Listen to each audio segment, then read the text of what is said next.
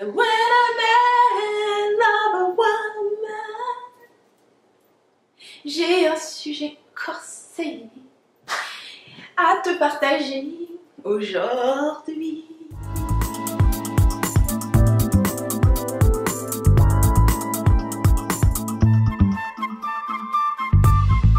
Le sentiment d'être une imposteur. Tu vois, il y a quelques années, quand j'ai lancé ma toute première entreprise qui était en décoration d'intérieur, il y avait un sentiment qui était super présent en moi. C'était le sentiment que j'étais une imposteur. Quand les gens venaient me voir ou que je disais « Ah, je suis décoratrice intérieure », je voyais leur regard s'illuminer, genre « Ouais ». Et moi, tout de suite, je ressentais ce sentiment que non, je suis pas la bonne personne. Donc, je sais que c'est un truc qui est présent aussi dans la communauté, parmi les femmes créatives qui lancent leur première entreprise, que ce soit dans le coaching ou en tant qu'artiste, guérisseuse ou n'importe quel autre savoir-faire que tu as. Il se passe un truc, c'est dès l'instant où tu te présentes avec un titre, il y a ce sentiment profond que non, tu es une imposteur et quelqu'un va finir par s'en rendre compte.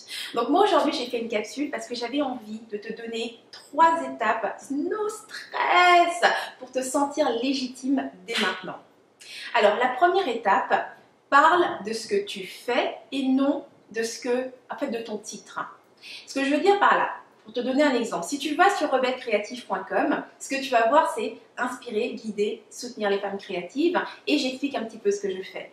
J'ai pris cette approche parce qu'effectivement, avec ma première expérience en décoration d'intérieur, je savais que de choisir un titre juste comme ça, jamais je me sentirais vraiment en confiance par rapport à ce titre. Donc, ce que j'ai fait, c'est mettre l'accent sur ce que je fais. Parce que oui, je crée des capsules inspiration et au début, j'écrivais des blogs, donc des lettres inspiration. Et donc oui, c'est ce que je faisais. J'inspirais les femmes créatives. J'étais là pour les soutenir. Donc quand on me demandait ce que je faisais, c'est ça que je faisais. Là maintenant, tu vas dire, ouais, mais pour mes services, comment je fais? T'inquiète pas, quand tu fais quelque chose, les gens finissent par comprendre par eux-mêmes qu'est-ce que tu fais. Je n'ai jamais mis, tu peux regarder sur mon site, à n'importe quel endroit, tu vois pas Henriette est coach. Par contre, les gens sont venus vers moi en tant que coach. C'est eux qui m'ont dit que j'étais coach, tu vois. Pourquoi? Parce qu'ils se sont rendus compte que c'est ce que je faisais. Donc, fais-le à l'envers, tout simplement.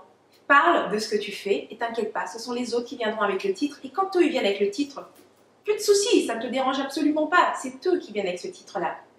La deuxième étape que je vais te partager et qui est vraiment géniale pour se sentir légitime dès maintenant, c'est d'apprendre ton rôle.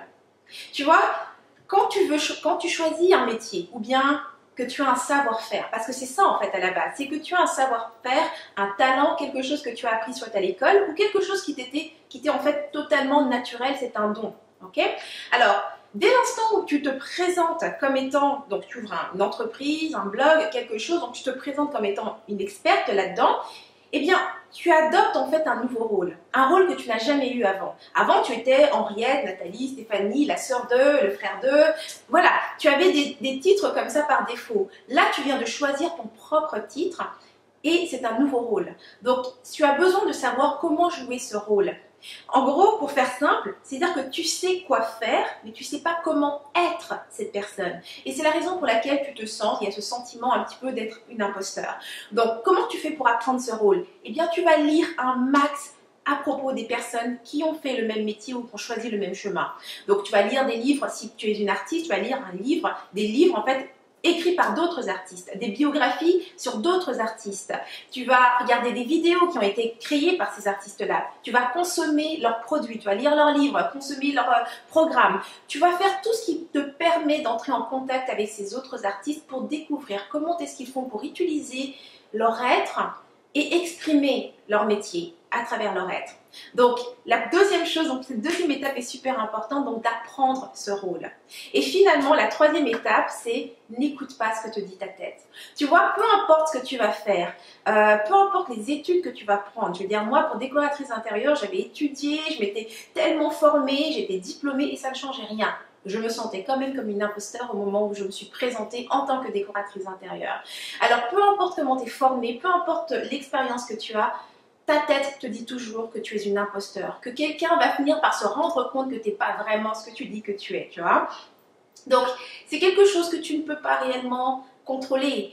Il y a un livre que j'ai lu il y a quelques mois qui est écrit par Sheryl Sandberg, Lean In, un livre génial, en anglais seulement pour l'instant, je pense. dans ce livre, en fait, cette femme, c'est la chef des opérations chez Facebook, une des plus grandes entreprises en ce moment. Et pourtant, dans ce livre, elle nous confie qu'elle a encore en ce moment ce même genre de doute. Donc, voilà, c'est juste d'accepter que ça fait partie du voyage et de ne pas croire ce que ta tête te dit. Donc voilà, ce sont donc les 3 étapes no stress que j'avais à te partager pour te sentir légitime dès maintenant. À présent, j'aimerais que tu me laisses dans les commentaires laquelle des 3 étapes ferait le plus de différence pour toi si tu l'appliquais dès maintenant et t'aiderait à te sentir plus légitime si tu l'appliquais dès maintenant. Alors laisse ça dans les commentaires, j'adorerais savoir ça. Donc ça termine cette inspiration. Si tu as aimé cette capsule, clique sur j'aime, partage autour de toi. Et si tu veux d'autres inspirations comme celle-ci, rejoins-moi sur rebellecreative.com, inscris-toi à Rebelle TV et tu recevras mes prochaines inspirations de mon cœur à ton mail directement. Donc c'était Henriette Ndaka, je te dis à la semaine prochaine et d'ici là, agis comme rebelle créative, tu vis à fond, sans culpabiliser, sans complexe et sans stress.